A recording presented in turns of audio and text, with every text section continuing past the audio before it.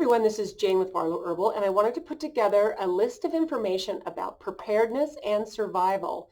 Now, during this past year and a half, I have been studying a lot of information on everything, on politics, on survival, on being prepared, on finances, on health. There's just been so many things that I've been really taking a look at and trying to make sure that I'm dialed in at the highest level in my life so that I'm prepared for myself and my family for whatever happens, whether it's a natural disaster or it's a human created disaster. So I wanted to put together this little list. There's 9 things. They're not in any particular order, but I wanted to share these insights with you and just kind of maybe give you a little bit of a push or a motivation to dial these things in for your life as well. So the first one is to pay attention to your finances.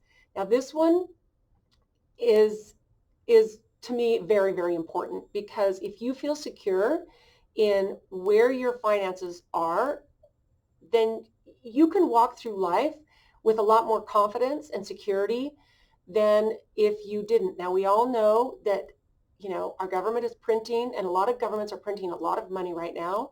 I do think that we're in for some very, very tough times. So what I believe we should do is, first of all, work our very best to get out of debt as much as possible. I think that we should diversify where we have our money. I don't think we should have it all in one place or all in one type. So I think we should have some cash. I think we should have some gold or silver, some type of precious metal. And I think that you need to do a little bit of research into cryptocurrency, because there's been a lot of buzz around it for a long, long time. And I think that when you can diversify what you own and what you hold, that you're kind of protecting yourself for whatever might happen. So that is something that I know I wasn't taught as a young person. We weren't taught about money. We weren't taught about credit card debt. And a lot of times, as I was first going through my adulthood, the first few years, probably a decade and a half, I did a lot of stupid things. I got into a lot of debt. I put a lot of things on credit. And it took me a while and a lot of pain to really realize that, oh, I don't want to live this way. I don't want this big cloud of debt hanging over my head. And it took me a while to dial that in. So if you're a person who has really not been paying attention to the health of your finances, this is something to really, really dial into place right now. Now, the second thing is your health. Now, this is just as much as a guarantee, or to me, of such an important part of preparing for any type of disaster. Because it could be, like I said, natural or man-made. But if your health is poor, and it could be things that you can control, like lifestyle, exercise and nutrition, there's things that we all know we should be putting into place. And I think everyone, no matter what situation you're in, can dial this up. If you are a person that's on a bunch of prescription medications, this can be a scary thing if you don't have access to refill your prescription medications if there's some type of serious disaster. And I'm not saying that every single person can get off every single drug. I think that that's probably an unreasonable statement, but I think that there might be people who are listening to this who realize there's some different choices they could make, and they could work with a doctor, functional medicine doctor, or your doctor to try to get off your medications as much as possible. And to me, this is personal responsibility, and it will give you incredible peace of mind if you know that you're not going to be dependent on a medical system if something goes wrong. So to me, that one is very critically important because to me, your health is your most valuable asset. And that to me has been proven over the years, regardless of what's happened this last year and a half. This, as I've gotten older, has felt like this is my most important thing, is the way I walk through life with my own health. So dial that in. It's a really nice way to bring peace of mind to yourself. Number 3, I have 9 here. Number 3 is to be ready for a natural disaster in the fact of taking care of your physical needs, like food and water, and maybe some small amounts of like a first aid kit. Now, the way to do this without being overwhelmed by it all is to start with a 72-hour kit or a backpack, where each person in your family has a grab and go backpack that has water, food, things like protein bars, jerky, whatever foods that they like, and it can kind of store in a kit. a first aid kit, flashlight, a change of clothing, maybe one of those blankets that folds up super, super small and is warm and waterproof. And everything is in a backpack. For each person, that's a place that's easy to grab on your way out the door in case there's a disaster or an emergency where you need to leave your house, but you need something to live on and survive on. That has been something I've actually been doing that for a long, long time. And the most important thing that I've found is to rotate. So if I keep protein bars in there, then I'll keep them rotated because I don't want to just get, stale 5-year-old protein bars that are inedible. And I also will rotate the water because I think that's important. But for the most part, the rest is just simply a kit that I know. It's a grab and go. I keep some money in there, not a large amount, but enough to get by if I need it. And I keep some herbs. I keep some tinctures in there that I know I would want. And it's just a kit that gives me peace of mind. So start with that. Then build on like a 1-week food supply. Then do a 3-week or a 1-month food supply. And then go to where you're comfortable. Maybe 3 months, maybe 6 months. And then buy foods that you will actually eat. And you might want to even get foods that are a little bit of comfort foods so that you're kind of feel like there's a sense of normalcy in yourself and your house. And I would say I heard this great tip where when you go to the store, instead of buying one of something, buy 2 and store the other one. And then as you start to build your supply, rotate it so that it doesn't go bad. And because you don't want to get a whole bunch of food supply and eventually not be able to eat any of it. And that's just a waste of money and time and all of that. So to me, that is a very important thing that will give you a lot of peace of mind.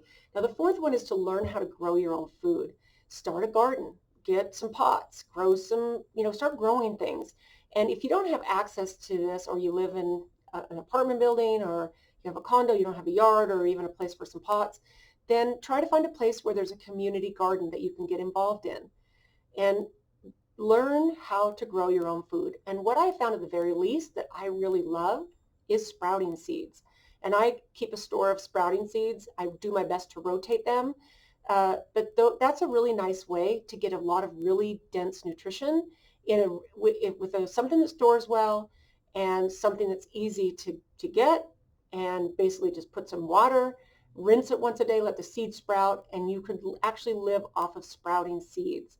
So do some research about sprouting seeds, because that to me is a really nice way for you to be self-sufficient, where you can actually live, if you had to, off of what you produce with your own hands. That's why learning how to grow a garden is an empowering skill these days.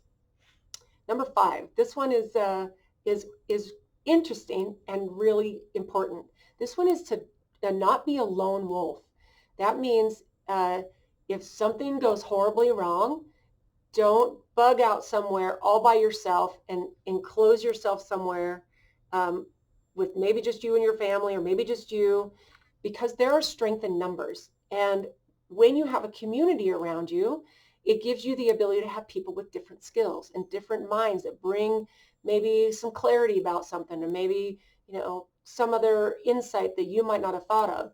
But there are strength in numbers in not just survival, but in protection. So that to me is a really important tip. Number 6, having a weapon or firearm is important, but actually a small part of the survival puzzle. And what I have really learned from a lot of the information that I've gathered here is that, yes, I think it's important to have a firearm. It's very important that you know how to use it and store it safely, but it's very unlikely for most of us that we're going to actually have to use it for protection. It's likely, but it's very unlikely. So it's actually a small piece of the survival puzzle. Now, you might get into a situation where you're out in the wild and you need to hunt, and also I think that's going to put you in a rare situation. And if that's something that's really important to you, then that is something you should definitely pay attention to. But I think it's actually more important, number 7 is to learn some survival skills like building a fire, learning how to use a tourniquet, learning CPR, and learning how to give stitches to somebody. Now, I'm not saying that if someone in your family needs stitches, that like in a situation like right now, it's not a natural disaster or anything, um, that you should try to do that yourself. You should go seek medical attention, have a professional give your family member or yourself stitches. But if you find yourself in dire consequences, dire situation, uh, and you need to learn how to do some of these things, then this is going to be a very valuable skill that you will want to have, or be a part of a community where you have people that know how to do these things. In fact, that is one of the things about not being a lone wolf. Get to know your neighborhood, get to know your community.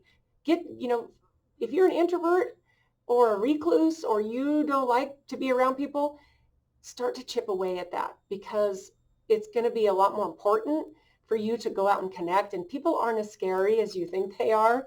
In fact, what I have noticed from my experience almost every single day of my life as an extrovert human, I will admit I'm a very much an extrovert, but I have found that people are kind, they're good, and they want to help you, and they want to help each other. We want to help each other. That is the human way, is we want to be of service to others. And it's extremely rare that I've ever found anyone that isn't a kind soul. I think that's how we are.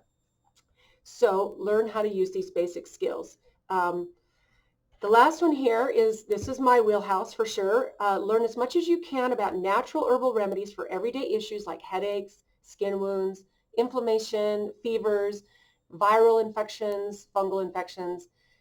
This is where these remedies that have been passed down forever and ever, human beings, all the indigenous people that have lived around the planet, your grandma's old-fashioned remedies, your aunts, your grandpa's things he used to do that were quirky. This is where it's all coming back to, is as human beings having these skills and this knowledge on something that you can give to your family that you know is safe and is not going to hurt them and not going to cause any negative side effects, is an empowering place to be in the whole equation. So if there is anything on this list that I left out, maybe I pissed you off about, leave me a comment below and let's start a discussion maybe. This video is going to live in an unlisted state on my YouTube channel. And I just want to maybe create some conversation about this so that individually we can start to take the steps that can really prepare us in times of a disaster. Because when you're prepared, you can sleep better, you have less stress, and the peace of mind that comes with that, when you're empowered with knowledge like this, and just the simple steps of physical preparation, is absolutely unbelievable. It's an amazing way to live, and it's an amazing way to help get through this. I think, whatever is coming up, I think it's an amazing way to get through it, is to really prepare. So I hope you have a beautiful day. I'd love to hear some of your comments about this, and we'll talk to you soon.